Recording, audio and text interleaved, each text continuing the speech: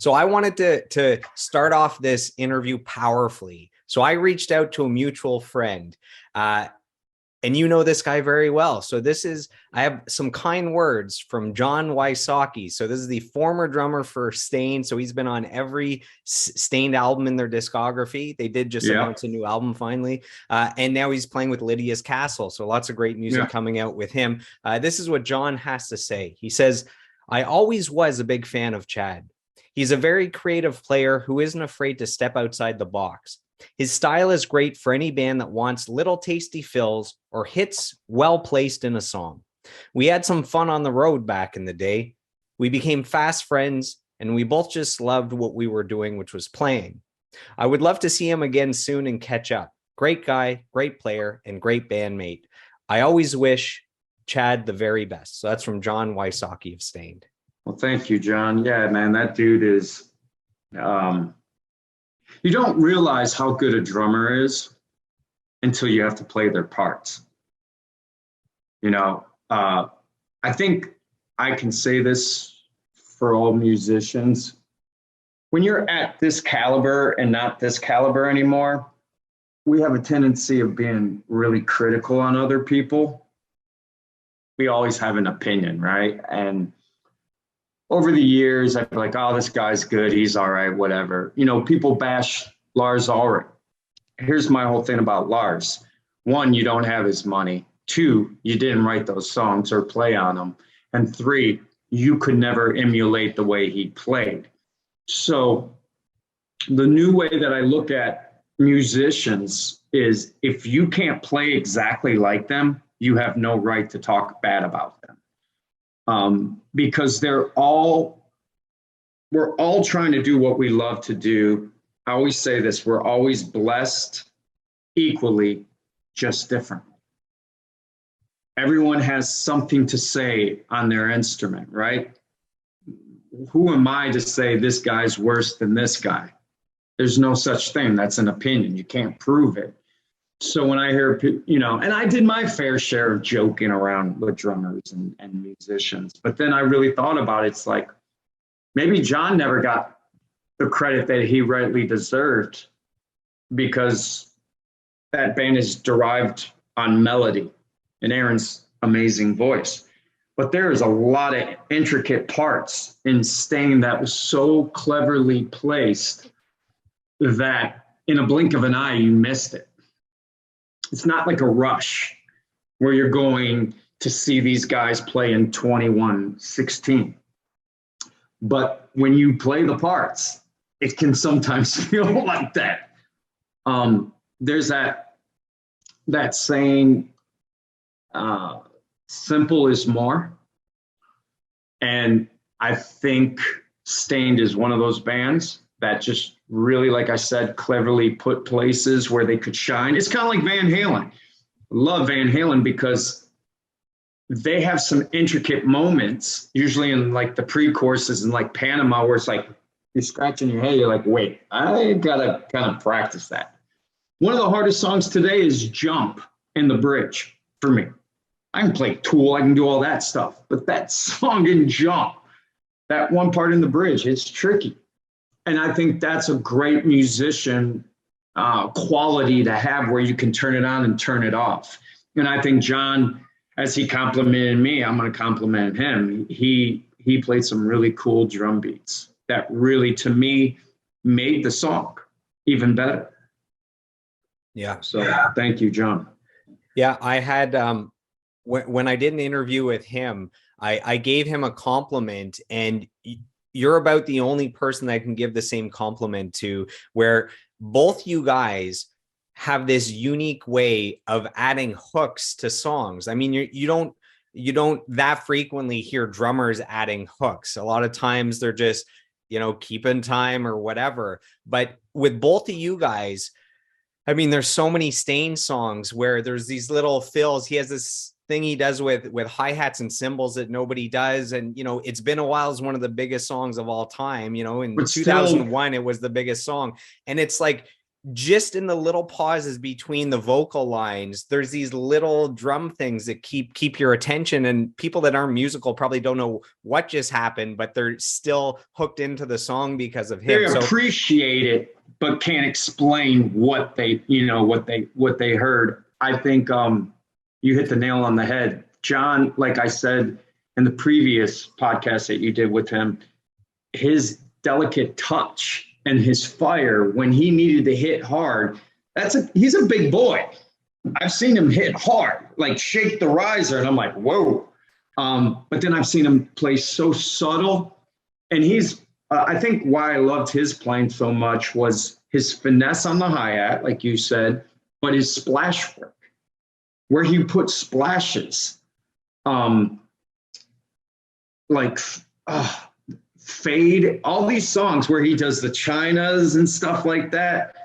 I think the song's called,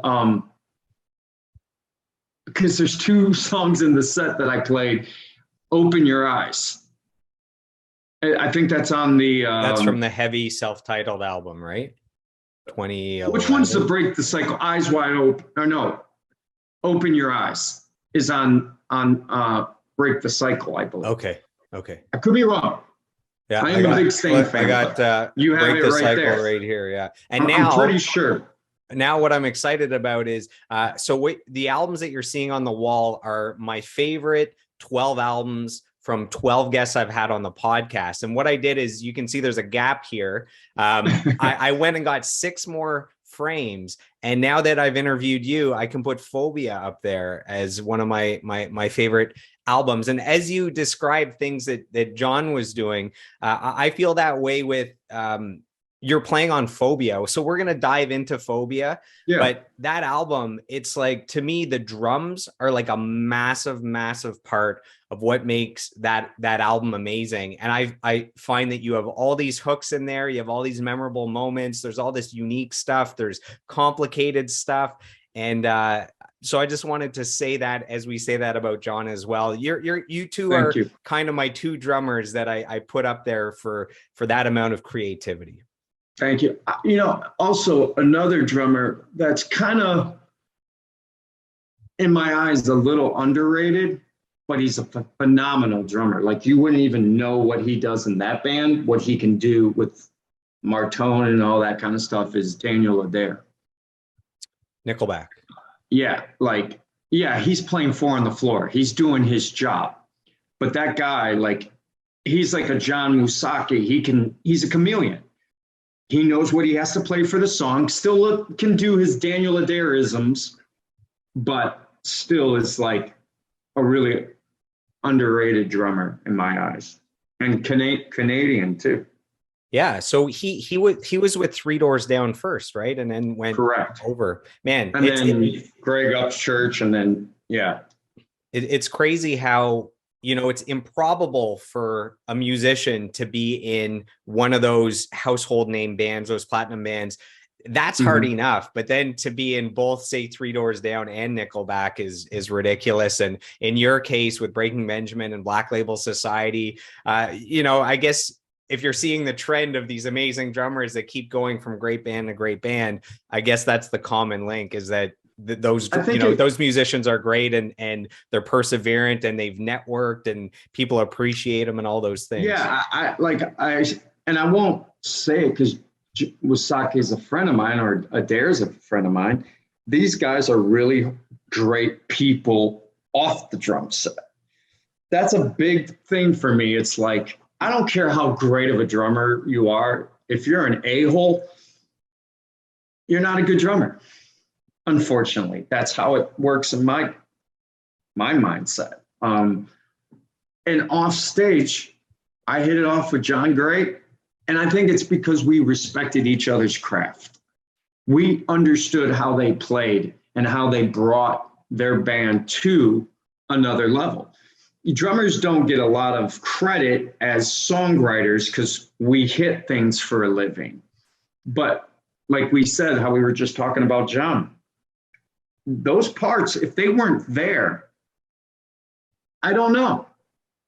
The way he put those kick drums, Now, I'm not saying Aaron Lewis or anyone or Ben Burnley didn't partake and help kind of mold these songs and we work as a team.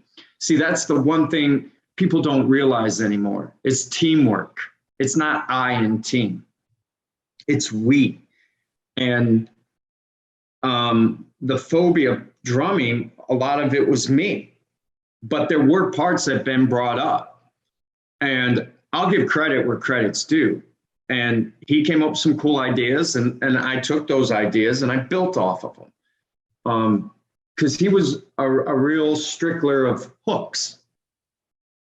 And my job was to write hooks, as the previous drummer, Jeremy Hummel, who was a great drummer for the band.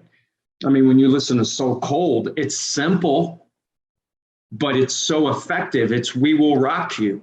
It's memorable.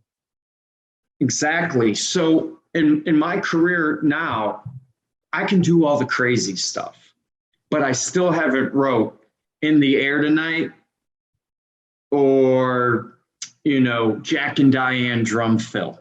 I think Barry Kirch from Shinedown did a great job on Second Chance.